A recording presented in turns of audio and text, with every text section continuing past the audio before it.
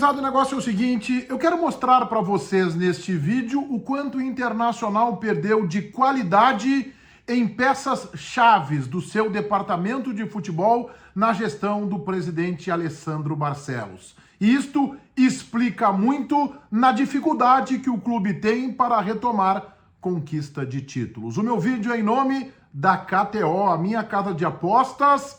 E você já sabe que o meu cupom promocional mudou, agora é Menegas, cupom que te dá uma bonificação de 20% em cima do teu primeiro depósito. Faça como o Menegas aqui, vai na KTO para te divertir. Ontem foi difícil para tirar os pila do sueco, hein?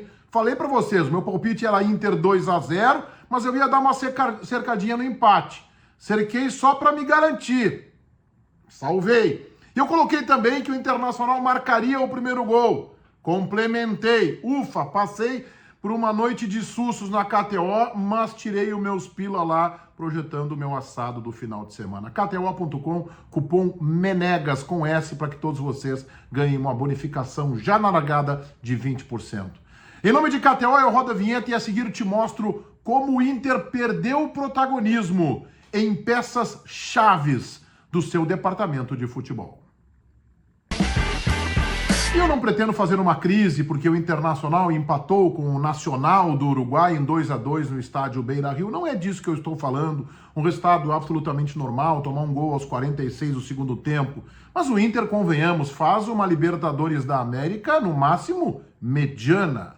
O Internacional começou empatando com o Independiente Medellín, fora de casa, num jogo em que jogou durante apenas 45 minutos, jogou em um dos tempos da partida.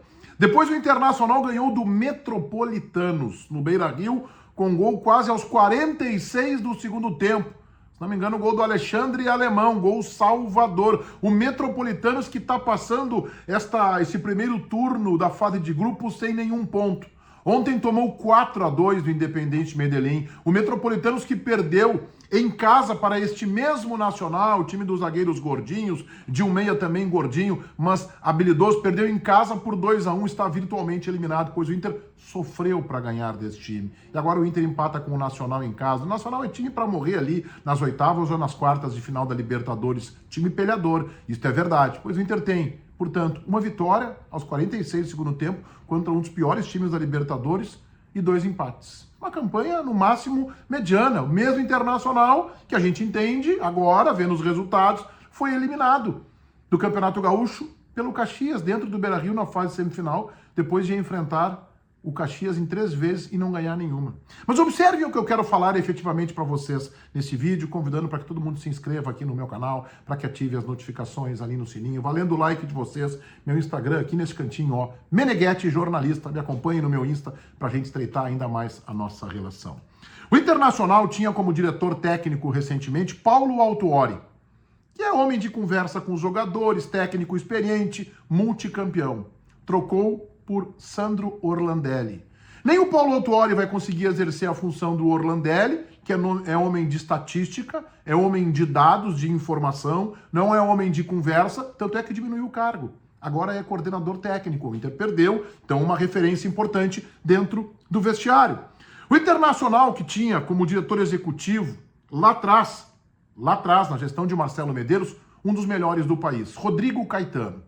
Ah, mas o Rodrigo Caetano comete erros, a gente está vendo no Atlético Mineiro. É verdade, comete erros. Mas sabe qual é um dos legados do Caetano no Internacional? Yuri Alberto. Eu poderia encerrar aí o cartão de apresentação do Rodrigo Caetano, que pegou um time de Série B, foi montando, junto com o presidente Marcelo Medeiros, terceiro colocado no Campeonato Brasileiro, quando se dizia que o Inter ia disputar o Brasileirão de 2018 e correria risco de cair. Em 19 foi vice-campeão da Copa do Brasil. Em 20, vice-campeão brasileiro, aí já no finalzinho, nas últimas 8, 10 rodadas, com a troca na gestão. Ora, mas pegar um time que vem da Série B, chegar em terceiro do Brasileirão, vice da Copa do Brasil, e eu acho que o Inter errou naquela decisão contra o Atlético Paranaense, já manifestei aqui, vice-campeão brasileiro, um clube investigado pelo Ministério Público, pela gestão anterior de Vitório Pífero, um clube também endividado, não é fácil, isso é trabalho, isso é resgate, é um começo de resgate de grandeza. Aí o Inter sai do Caetano, vem o Paulo Brax, do América Mineiro, que não deu certo, e aí o Inter sai do Paulo Brax para o William Thomas, do Avaí, onde a cobrança é muito menor, é quase insignificante quando comparado ao Internacional e vale mesmo para o Brax do América Mineiro. Ah, mas antes o Brax passou pela Federação Mineira, bacana, hein? E antes passou pelo STJD, que nós gaúchos temos críticas gigantescas. Caetano, Brax, William Thomas. Ah, mas o William Thomas passou pelo Atlético Paranaense. Não serve como comparação, é time de dono. Lá ele é apenas o executor. O Inter não precisa de um executor. O Inter precisa de um protagonista. Até porque daí o Inter coloca no departamento de futebol vice-presidentes que estão longe desse protagonismo, que nunca demonstraram capacidade. O Inter vinha de vice-presidentes como Roberto Melo, com longa trajetória no futebol, base, futebol profissional. Depois o presidente Marcelo Medeiros apostou em Alessandro Barcelos, que virou o presidente do clube. E aí Barcelos coloca João Patrício Hermann, que tem uma folha de serviços prestados ao Internacional, não há nenhuma dúvida, mas sempre que esteve à frente do futebol, foi um perdedor. Sai João Patrício, entra Emílio Papaleuzinho, que nunca teve nenhuma aderência com o vestiário, era desconhecido do grupo de jogadores, nem sabia quem era. Em viagens mais importantes, como contra o Globo, por exemplo, ele sequer se fez presente. Era uma figura decorativa, como são todos os vices de futebol de Alessandro Barcelos, figuras decorativas. Aí depois sai o Papaléu e entra agora Felipe Becker, grande figura, ex-presidente do Aimoré, um baita cara, conhece futebol, mas não com a grandeza do Inter. Esse é um erro da gestão Barcelos, porque quando você coloca um vice que é figura decorativa, você tem que ter um executivo forte. Roberto Melo tinha um apoio de Rodrigo Caetano, o próprio Barcelos tinha um apoio de Rodrigo Caetano. Não estou dizendo que era só o Rodrigo Caetano que decidia, não, mas é um executivo com larga experiência em tudo que é tipo de competição. Aí você coloca uma figura decorativa na vice-presidência de futebol e tem um emergente como diretor executivo. Ah, mas a coordenação técnica tinha Paulo Autuori, vem o Sandro Orlandelli, de trabalhos na Premier League, de dados, de estatística, de avaliação, e não de conversa, não de protagonismo, que é o que o Inter precisa. O Inter perdeu o preparador físico Flávio de Oliveira para o Corinthians e colocou o Giancarlo Lourenço, que trabalhou no Santos e no Atlético Paranaense.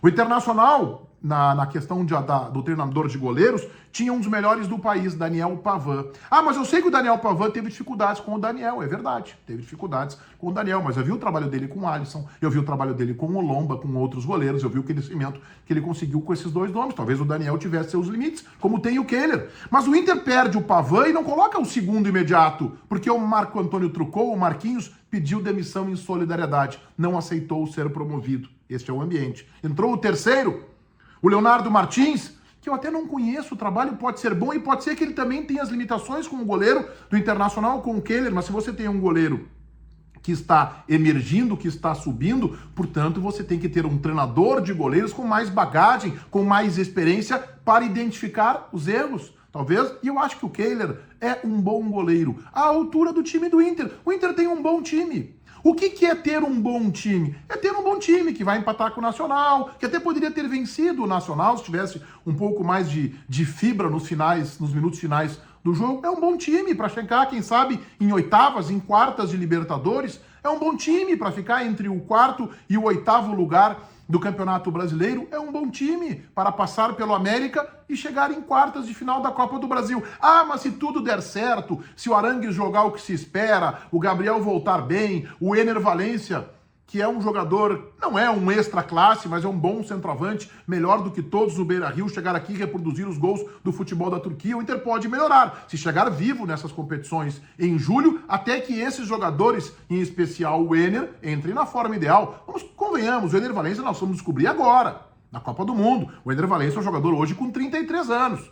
O Arangues tem 34, o Gabriel está voltando. Bom, se o Inter acertar na janela de transferências, poderá colocar o time num outro patamar. Mas quem é que vai contratar o William Thomas?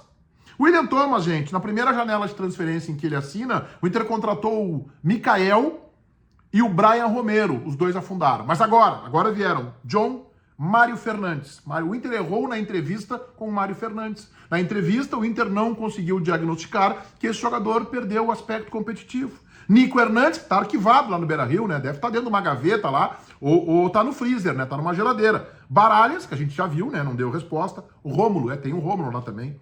Campanharo, mas não tá bem fisicamente. Fez um bom primeiro tempo contra o Nacional, depois afundou fisicamente. O Inter tem problemas físicos.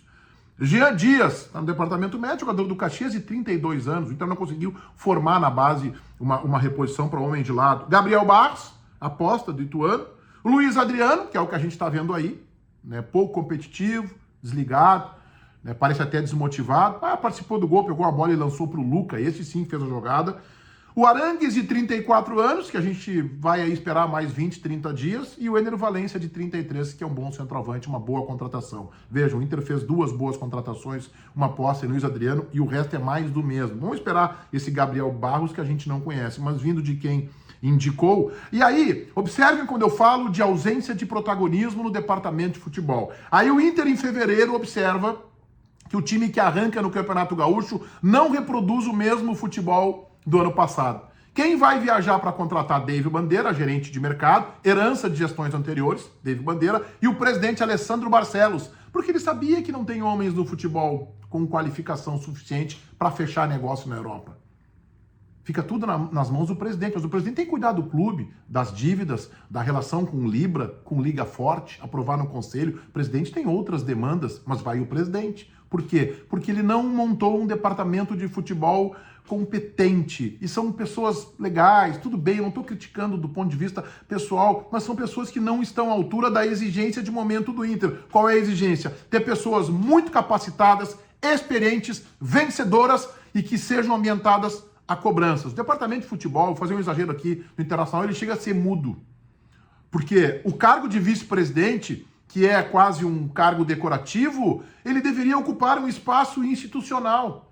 Os que estiveram lá, com exceção do João Patrício Hermann, mal sabiam se expressar sobre futebol. O Internacional escondeu agora o Felipe Becker das entrevistas. O William Thomas, quando fala, parece que fala de um clube de golfe, com todo o respeito aos meus amigos golfistas. Não tem nenhum sangue, ele fala com um distanciamento do futebol e do clube impressionante. Este modelo não dá certo. O Inter tem apenas 2 protagonistas no futebol e no trabalho de bastidor, o David Bandeira. O técnico Mano Menezes e o presidente Alessandro Barcelos, que acaba ocupando interinamente o cargo do vice-presidente de futebol. Não funciona. O Inter perdeu qualidade em funções chaves do seu departamento de futebol. Todo mundo inscrito no meu canal, ativando as notificações ali no sininho, valendo o like de vocês. Está aqui o meu Insta, Meneghetti Jornalista. Me acompanhem lá também, o vídeo é para KTO, KTO.com. A minha casa de apostas, cupom promocional é MENEGAS, com S, que te dá 20% de bônus no teu primeiro depósito. KTO.com, feitoria gurizada.